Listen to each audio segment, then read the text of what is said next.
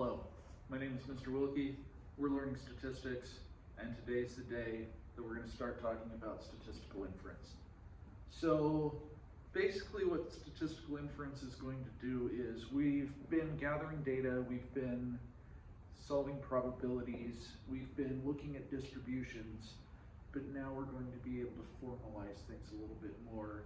So we're going to be able to actually answer questions about a population and talk about what it actually means.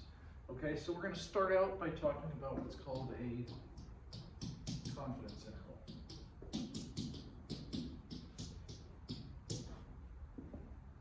Okay, now on your test, the confidence interval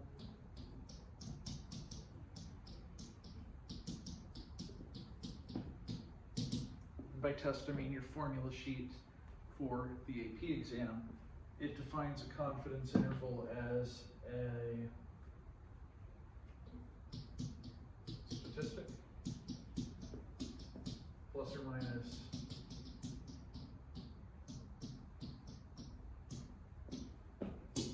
critical value times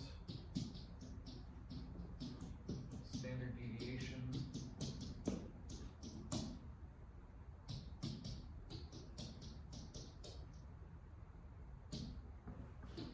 of statistic. So that is your confidence interval. Statistic plus or minus critical value times standard deviation of statistic. You don't need to memorize it because it's on your formula sheet. However, you do need to understand it. So let's learn all sorts of new words and fun things about how this works, why this works, and we'll go from there.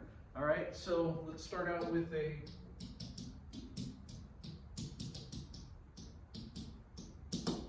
point estimator. Point estimator is a statistic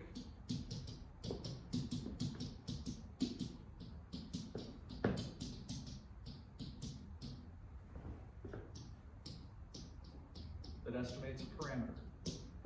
Do we remember the difference between a parameter and a statistic?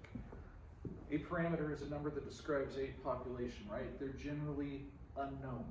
We don't know what percent of people approve of the current new president. We don't know what percent of people are actually left-handed. We can get close, but we don't know for sure, right?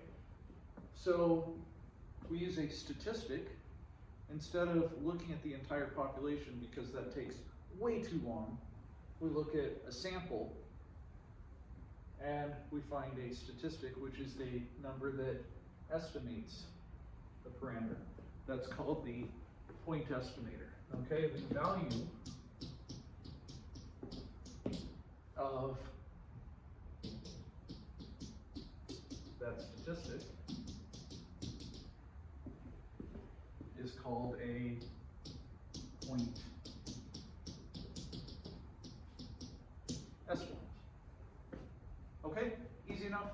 Good. All right, so what the confidence interval does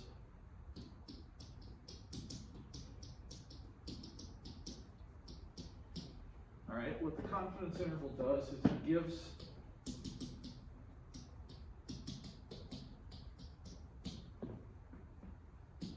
an interval of plausible values,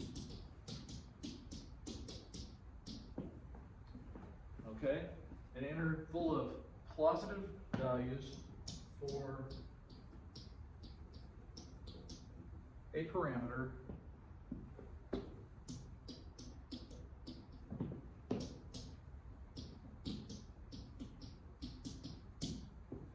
based on sample data.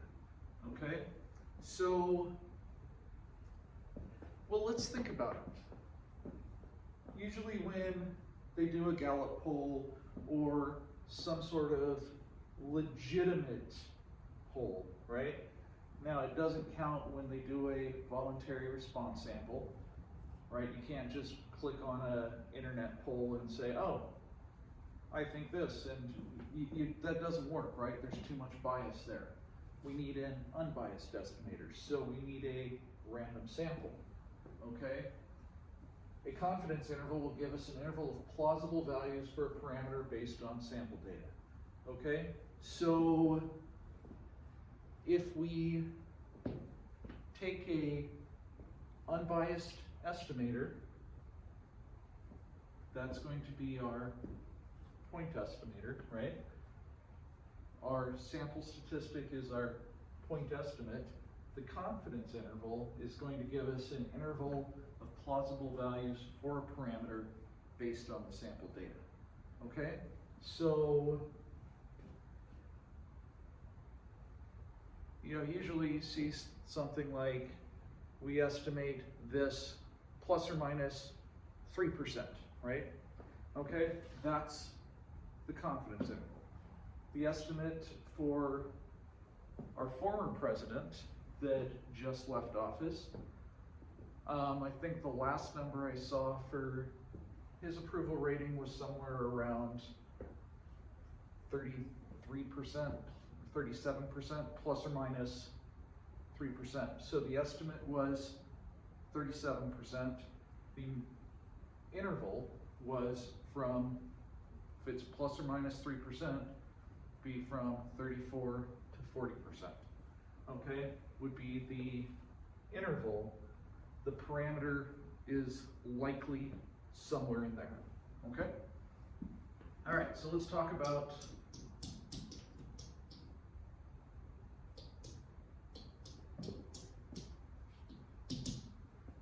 the confidence level. Confidence level C, C being the confidence level. Confidence level C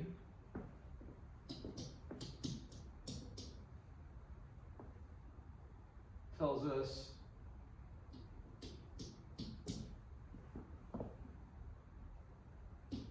what percent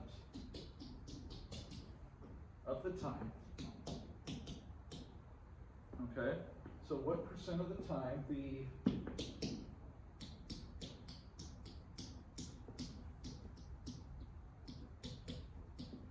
unknown parameter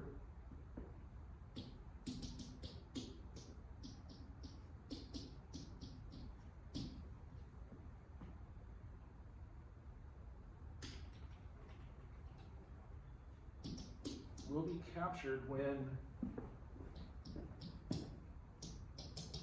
conditions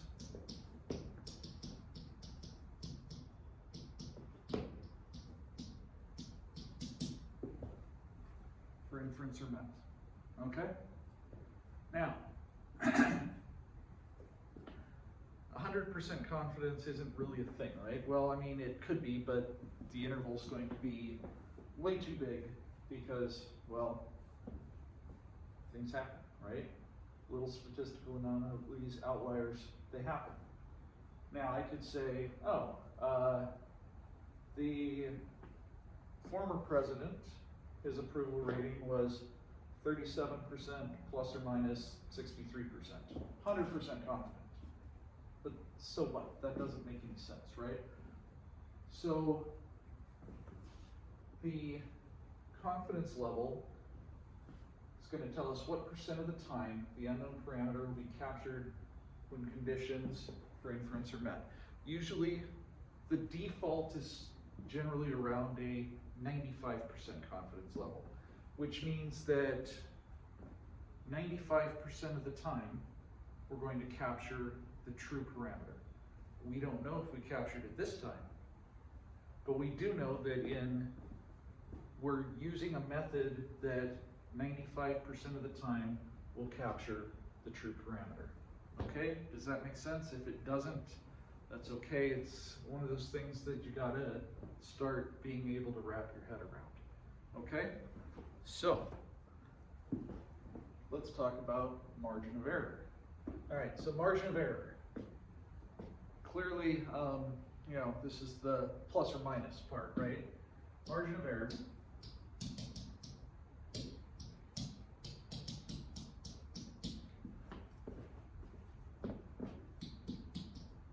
is how far apart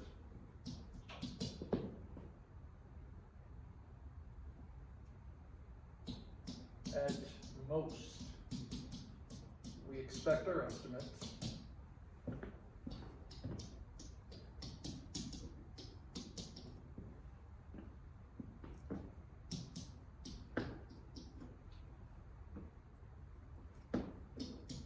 to vary from the true parameter. Now remember, if we get something like 37% plus or minus 3%, 37% is the point estimate, the margin of error is the plus or minus 3%, okay? So, does that mean we captured the true parameter? Do we know what the true parameter is? No, of course not. It's a unknown parameter. But if we used an unbiased estimator and a C-level confidence level 95%, then we did something that would capture the true parameter 95% of the time. Does that mean that the true parameter is somewhere between 34 and 40%? No. But we're 95% confident that it is. Okay? Does that make sense? I hope so. All right, so in a C% confidence interval,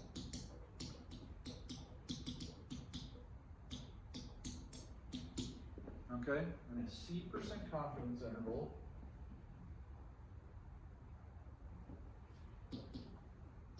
the distance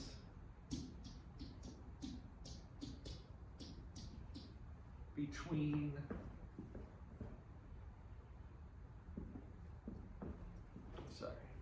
checking something real quick. I'm giving the test right now. Shh, they're taking it. I'm muted, it's okay. All right, so anyway, the distance between the point estimate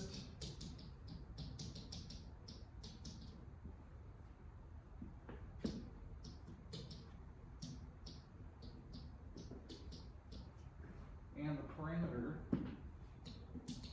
will be less than the margin of error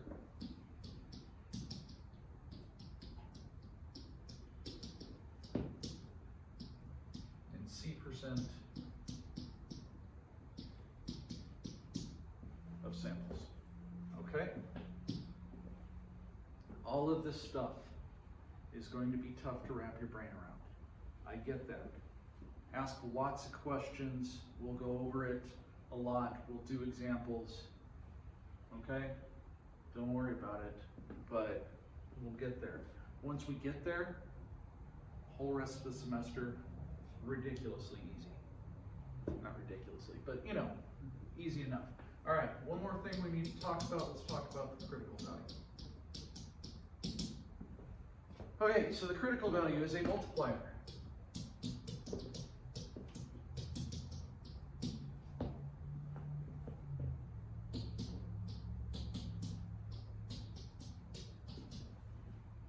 That makes the interval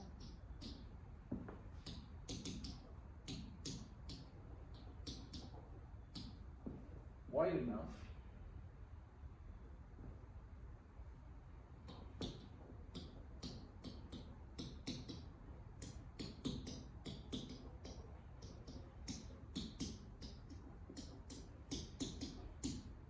to have the stated capture rate. Okay, so let's talk about what that means. Okay, and let's talk about confidence interval. Statistic plus or minus critical value times standard deviation of statistic. Okay, so statistic. If we're looking at our point estimate, we're looking at let's look at the latest Gallup poll of percent of people that approved of the outgoing president. P-hat was 37%, okay? So P-hat, that's the point estimate. That's the statistic, plus or minus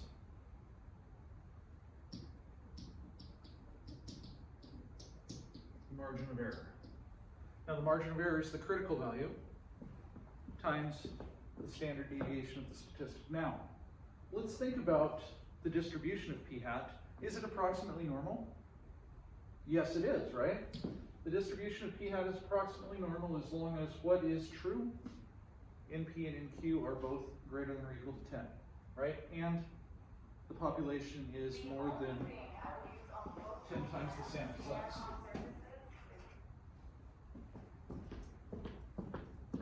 I don't know why we're getting advertisements. All right, so anyway, if I have P right there, okay? We don't know what P is, but P is right there. If I go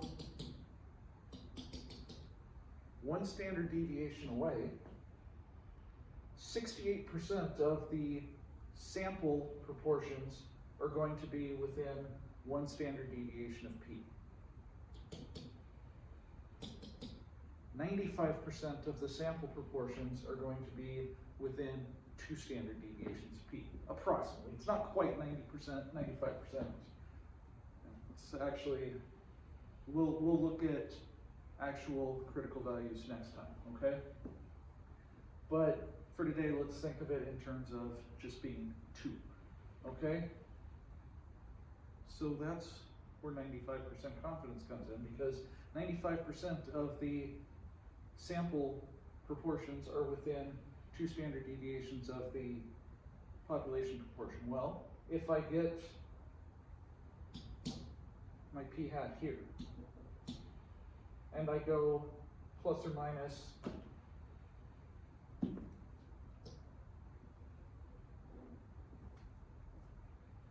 that.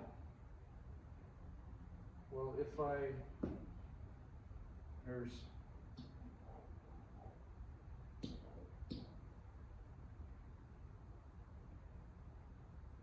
let's try this again.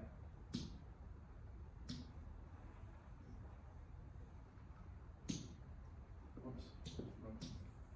Try this again. All right. Let's make this P. That's P hat. All right. And then try to do it.